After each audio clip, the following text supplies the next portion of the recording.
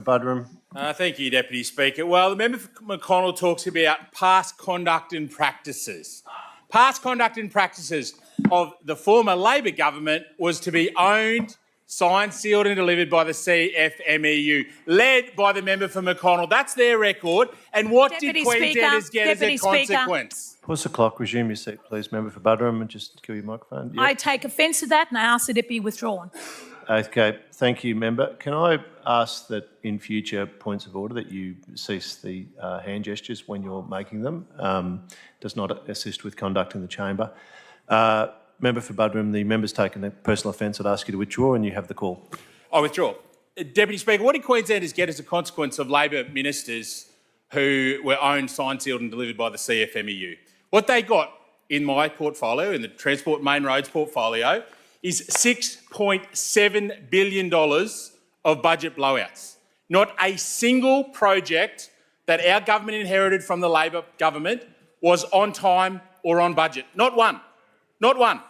Mr Deputy Speaker, by contrast, we're getting on with the job of delivering for Queensland. And I've only got 5 minutes for my contribution, which is a very short period of time to talk about $55.9 billion of projects, but I'll give it a crack.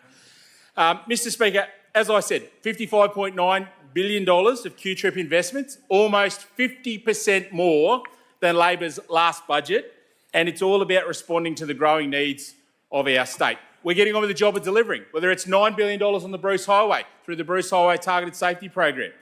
It's our government that's got rid of the CFMEU tax, and we've dealt with their productivity-destroying ways. Of course, we've made 50-cent fares permanent, another great LNP initiative.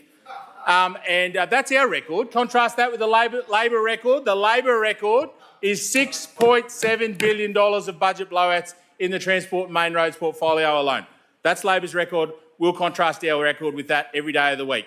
So I want to take an opportunity to address some of the matters raised by the Labor opposition's statement of reservation. It is a good piece of creative writing, I'll give him that. It does, however, ignore a few trivial matters like facts or history. So I'll give you a few examples, Deputy Speaker. The statement of reservation says, and I quote, during estimates, the Queensland Labor opposition revealed that the Tyro bypass project cost had blown out, potentially to almost double the original project cost, end quote. Well, Deputy Speaker, I hate to break it to the Shadow Transport Minister, but he didn't reveal the said cost blowout in relation to that project. I did. Back on the 14th of March 2025, in my media release titled Labor's $6.7 billion road and transport blowouts laid bare. We have a Shadow Transport Minister incorrectly claiming credit for exposing a cost blowout that he presided over. A cost blowout on his watch.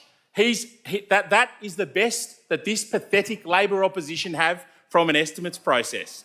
And I say to the member for Aspley, through you, Deputy Speaker, that I do not need help exposing Labor's incompetence when it comes to delivering transport projects. I'll appreciate the own goals, but to be frank, Deputy Speaker, I'm more than capable of exposing Labor's incompetence when it comes to delivering transport projects. I can advise the member for Aspley that our government has secured additional federal funding for the project, and we now await federal EPBC approval. So God knows how that's going to impact the process. But to be frank, it's our government getting on with the job of a project that they presided over blowouts and delays on, and we'll continue to get on with the job. Let's have a look at a bit of the rest of the statement of reservation, which hasn't aged well.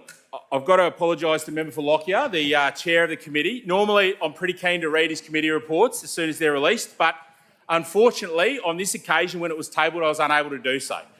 And that's because on the 14th of August, when the report was published, I was on the Gold Coast, announcing that expressions of interest for the design package of the Coomera Connector Stage 2 were being released. It's our government, the Christopher Lee government, not Labor, moving ahead with Stage 2.